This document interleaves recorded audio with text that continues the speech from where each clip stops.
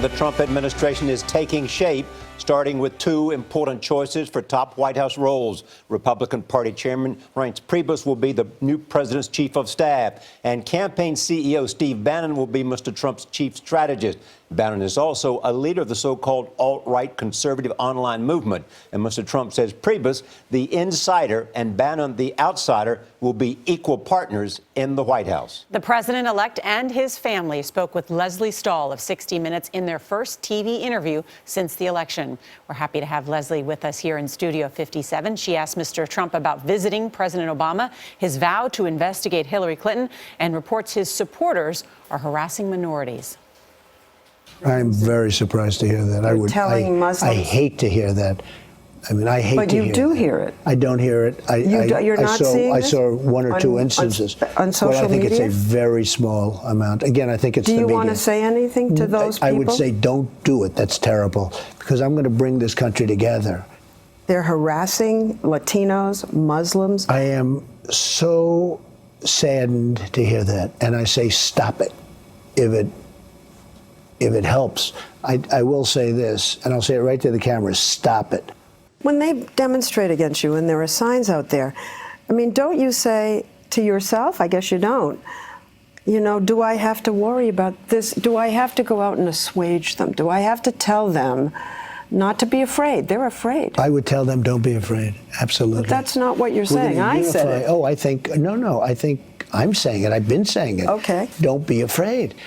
We are going to bring our country back, but certainly don't be afraid. You looked pretty sober sitting there in the Oval Office. Did something wash over you? Or? No, I think I'm a sober person. I think the press tries to make you into something a little bit different. In my case, a little bit of a wild man. I'm not. I'm actually not. I'm a very sober person. But it was respect for the office. It was respect for the president. Again, I'd never met him before, but we had a very good chemistry going. We never discussed what we said about each other. I said terrible things about him. He said terrible things about me. We never, ever discussed what we said about each other. There was no awkwardness.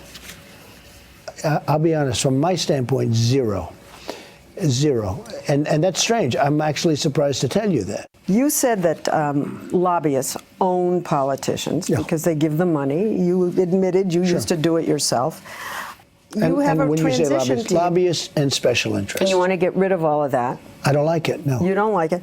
But your own transition team is filled with lobbyists. It's the only people you have down there. You have lobbyists from Verizon. You have lobbyists from the oil gas industry. You have food lobby.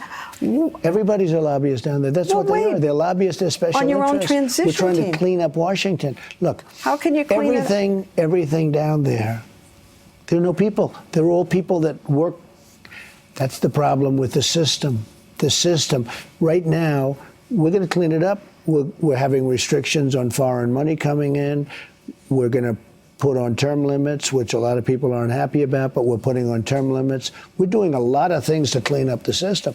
Are you looking to appoint a justice who wants to overturn Roe v. Wade? So look, here's what's going to happen. I'm pro-life. The judges will be pro-life. They'll be. But what about overturning this law? There are a couple of things. They'll be pro-life. They'll be in terms of the whole gun situation. We know the Second Amendment, and everybody's talking about the Second Amendment, and they're trying to dice it up and change it. They're going to be very pro-Second Amendment.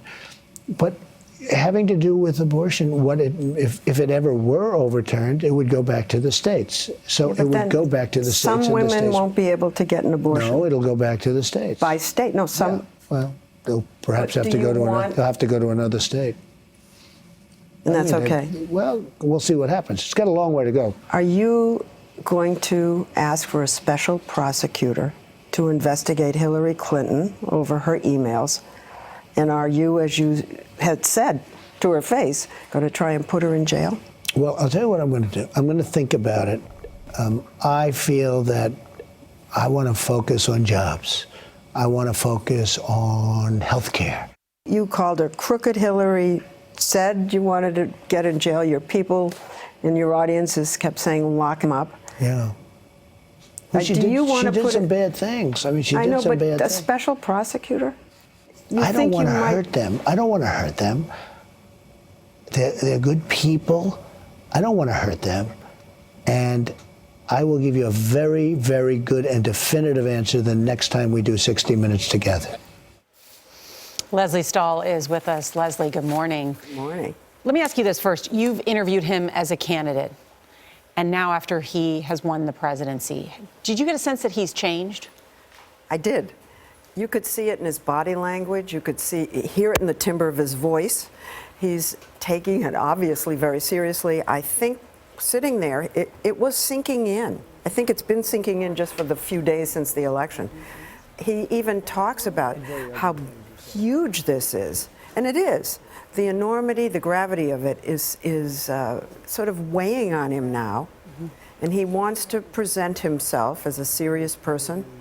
He understands he has all these issues. He wants the public to know, I think, that he is going to take it really, really seriously. There's a report in the Wall Street Journal today that Mr. Trump did not even realize that most of the West Wing staff are political appointees, that came up in his 90-minute conversation with President Obama. Now that President Obama feels like he will have to spend additional time advising Trump as president. I got the feeling that President Obama would love to advise him because apparently they talked about Obamacare and the president kind of made a pitch to keep lobbied some him. of the lobbied him to keep parts of Obamacare, and now he said he would keep parts of it.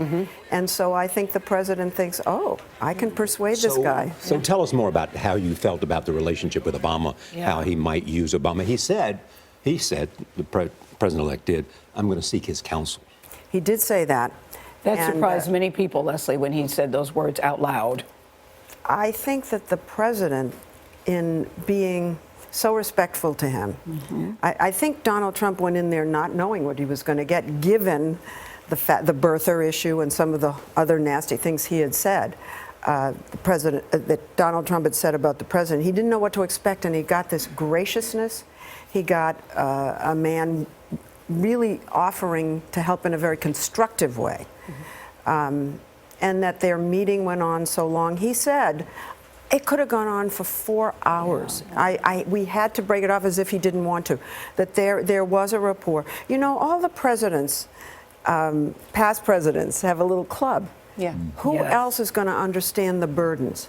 And I think Obama talked to him man to man about the constant pressure. Yeah, Trump said that they talked about the Middle East, for example. Well, apparently Trump wanted to talk about the Middle East and North Africa and North Korea. So they must have done sort of what you'd call a tour de raison. They went around the issues that are most prominently on a new president's plate now, today. Was he caught off by the protests in the streets, Lesley? He seemed to think, I'm not aware of it, or I'm not hearing about this. Well, he knew about the protests in the street because they're right in front of Trump Tower.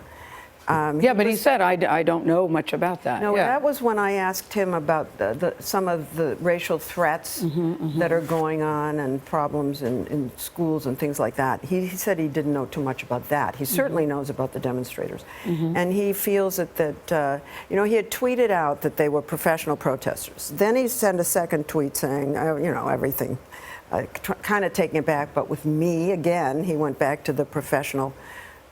He really has a deep animosity to the press, and he feels that the press is part of, we're whipping it up, he feels. Great job. Yeah, Really fantastic great interview. job. Bravo, Lesley Stahl. Yes. Bravo.